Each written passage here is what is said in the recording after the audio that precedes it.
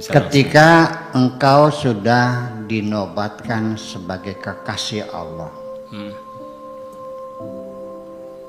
ketika itulah kecemburuan akan muncul sesuai dengan kadar cinta yang ada. Semakin besar cintanya, semakin besar kecemburuannya. Itu. Sehingga Allah akan sangat marah sekali ketika ternyata selain Allah masih ada juga yang kau cintai. Apakah rumahmu, apakah istrimu, apakah anakmu. Nah, ketika Nabi Ibrahim itu terlalu mencintai anaknya yang bernama Ismail, maka Allah menguji Nabi Ibrahim sekaligus memberitahukan ternyata masih ada yang engkau cintai lebih daripada kepadaku. Sembelihlah anakmu itu.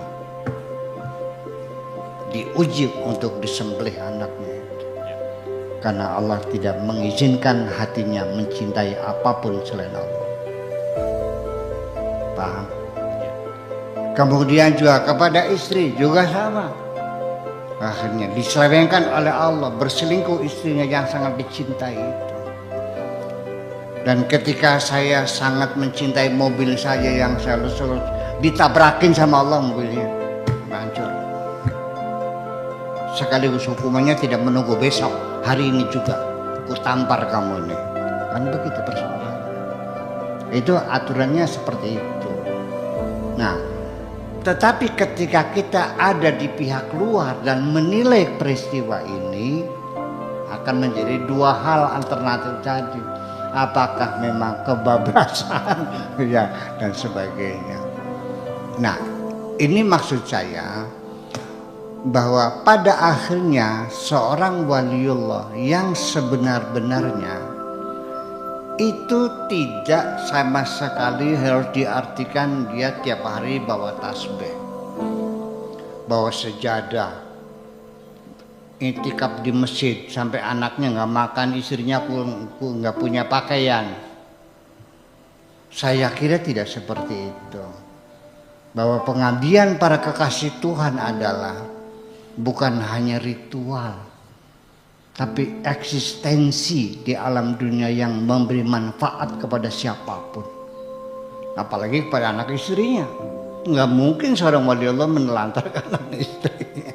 Iya, nah itu. Jadi artinya bahwa karena bagaimanapun ketika kita ingin menolong Allah, unsuruni ansurkum waskuruni wala takfurun. Coba kita terjemahkan dalam pikiran kita. Apa memang Allah perlu pertolonganmu? Allah tidak ada yang dia perlu. Allah tidak akan minta tolong kepada siapapun kok. Innama amruhu idza arada syai'an an yaqula lahu kun fayakun, semuanya. Mana mungkin Allah butuh pertolongan kita. Nah, lalu ketika kita ini menolong Allah, itu bukan seperti apa fenomenanya.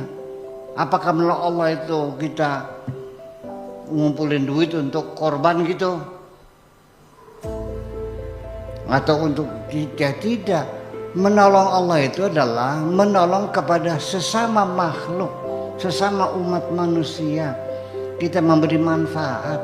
Yang bodoh diajarin, yang sakit diobatin, yang tersesat dikasih tahu, yang lapar dikasih makan. Itulah menolong Allah. Artinya kita berbuat kebaikan kepada sesamanya.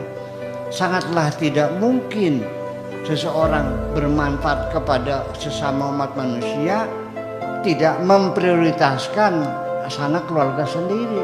Di Al-Quran saja, nah kalau dia waliullah tentu akan melihat qu anfusakum wa ahlikum nara.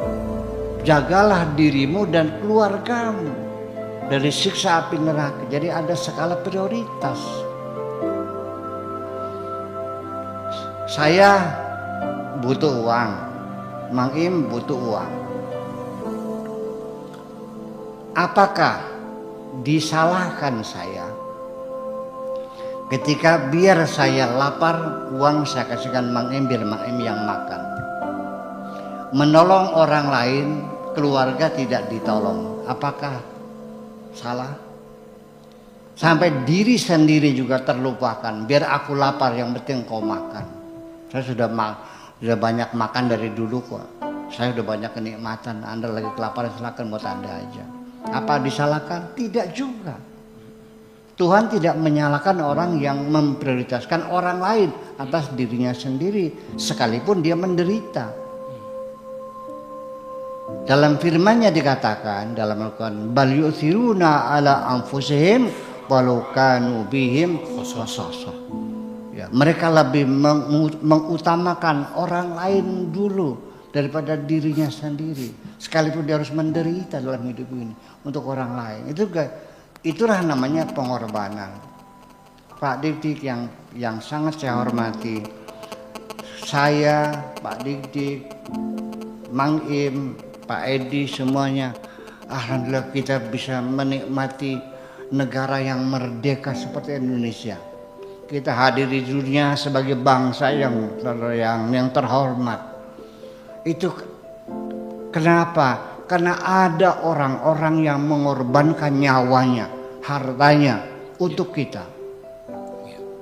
Itulah para pahlawan. Salah nggak mereka? Ya kalau mati kan istrinya jadi janda, anaknya jadi yatim. Kok tega-teganya? Ya dia korbankan nyawanya ditembak Belanda demi untuk kita. Salah nggak itu? Nah iya. Jadi kita melihat dari kacamata mana pengorbanannya. Ya. Allah yang maha tahu. Dan karena itulah makanya kita sesungguhnya relativitas kita melihat itu, subjektivitas kita melihat itu sangat kelihatan sekali. Kalau tanpa mereka yang berkorban dengan nyawanya demi kita mungkin tidak menikmati kemerdekaan ini.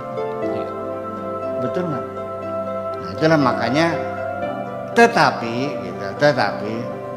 lihat ini sifatnya mungkin kasuistik ya.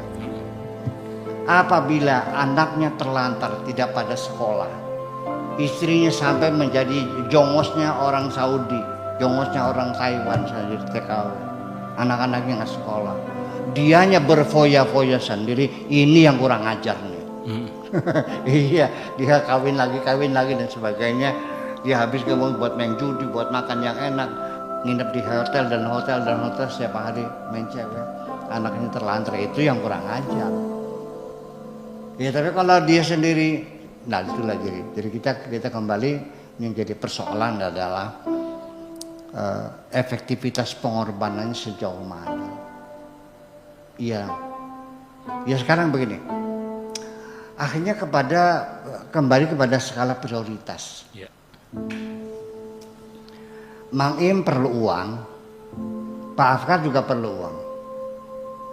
Mang Im perlu uang 25 juta buat beli motor. Pak Afkar juga sama, pinjam uang 25 juta buat berobat. Istrinya sakit, ke rumah sakit, masih dioperasi, operasi besar. Mana yang saya berikan skala prioritas?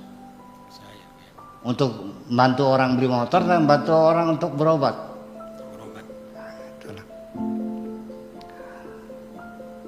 Mang Im Muslim, Bapak Muslim, Mang Im warga negara Indonesia. Mang Im juga murid saya, ini juga murid saya. Tapi ada kelebihan, Pak Afkar ini suaminya adik saya. Ya kan begitu. Nah maka ketika pinjam uangnya sama untuk beli motor, bisa terjadi saya kasih pinjamin dulu Pak Afkar dulu. Kalau enggak nanti istri ngamuk-ngamuk.